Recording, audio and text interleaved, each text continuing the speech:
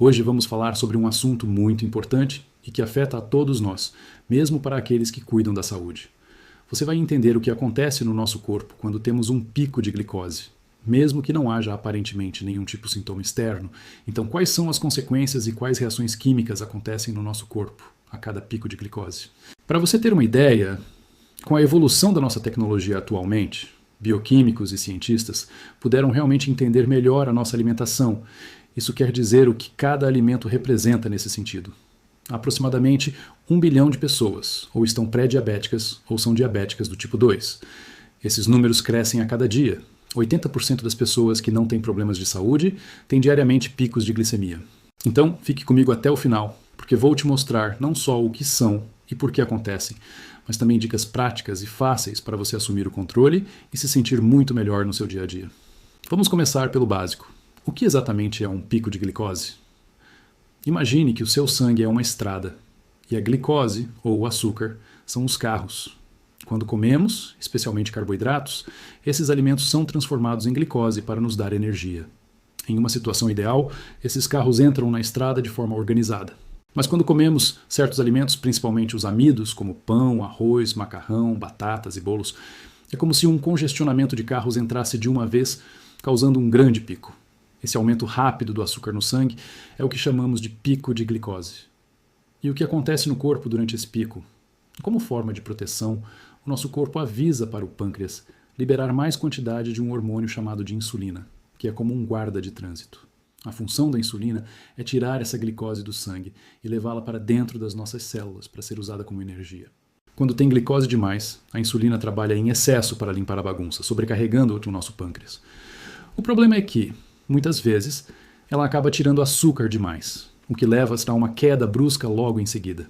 Essa queda é a hipoglicemia reativa. E é aí que você sente aquela fome de leão, cansaço, irritabilidade e até dor de cabeça. É um ciclo vicioso. Pico de glicose, pico de insulina, queda de glicose, desejo por mais açúcar e tudo começa de novo. Mas quais são as causas desses picos? A principal, como já mencionei, é a nossa alimentação. Alimentos com alto índice glicêmico são os maiores vilões. Pense em pão branco, arroz branco, massas, batatas, doces, refrigerantes e sucos de caixinha.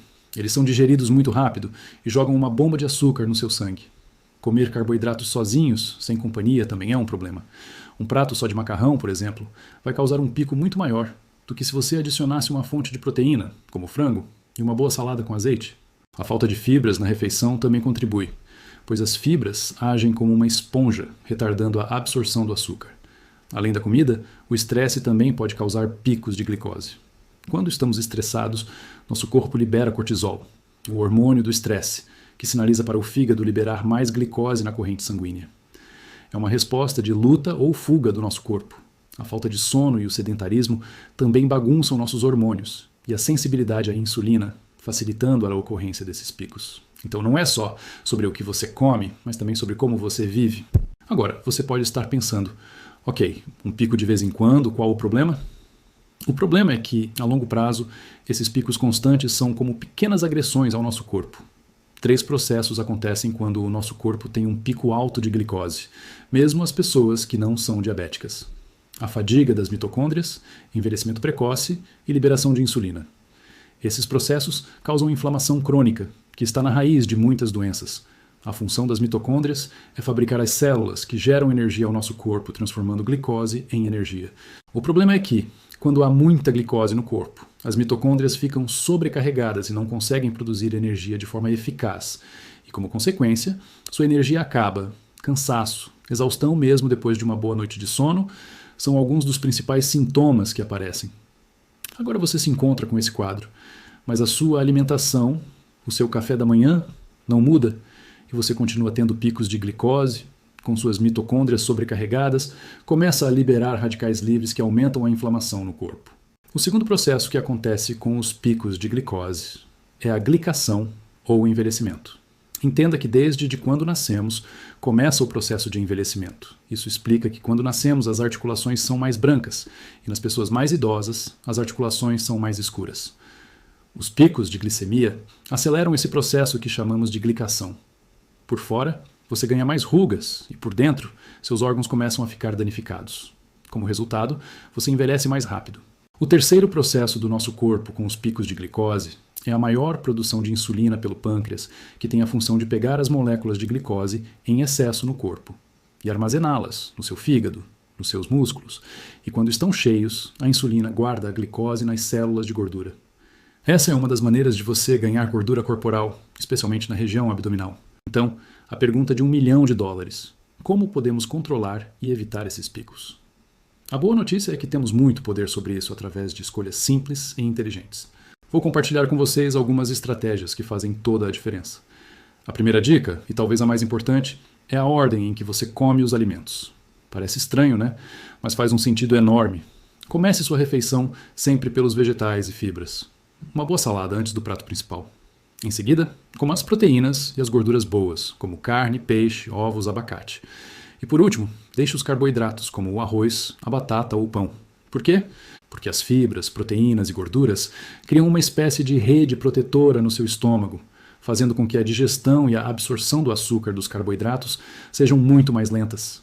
Isso achata a curva de glicose, evitando aquele pico violento. Minha segunda dica é: vista seus carboidratos.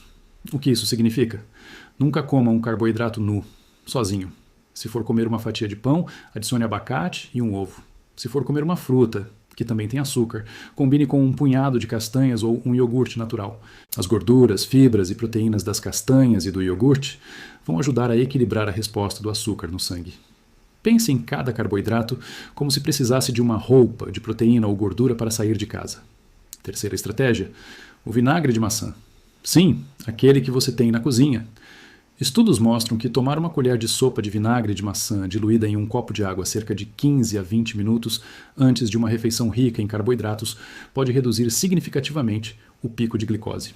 O ácido acético do vinagre ajuda a diminuir a velocidade com que o estômago esvazia e melhora a captação de glicose pelas células. É um truque simples e barato. Quarta dica: movimente-se após as refeições.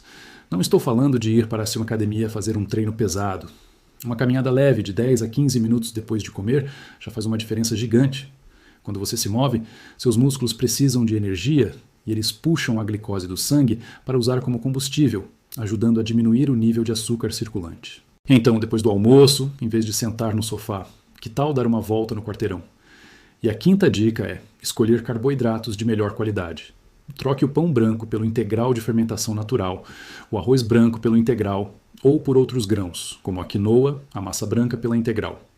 Dê preferência à batata doce em vez da batata inglesa. Esses alimentos têm mais fibras e um índice glicêmico mais baixo, o que significa que liberam açúcar no sangue de forma mais lenta e gradual. Para resumir, comece suas refeições com salada, vista seus carboidratos com proteínas e gorduras, experimente o truque do vinagre, caminhe depois de comer e escolha carboidratos de qualidade. Pequenas mudanças que, somadas, criam um impacto enorme na sua saúde, na sua energia e no seu bem-estar geral. Você não precisa fazer tudo de uma vez. Escolha uma ou duas dicas para começar a aplicar hoje mesmo e sinta a diferença no seu corpo. Lembre-se que controlar os picos de glicose não é sobre fazer dietas restritivas ou eliminar os carboidratos da sua vida.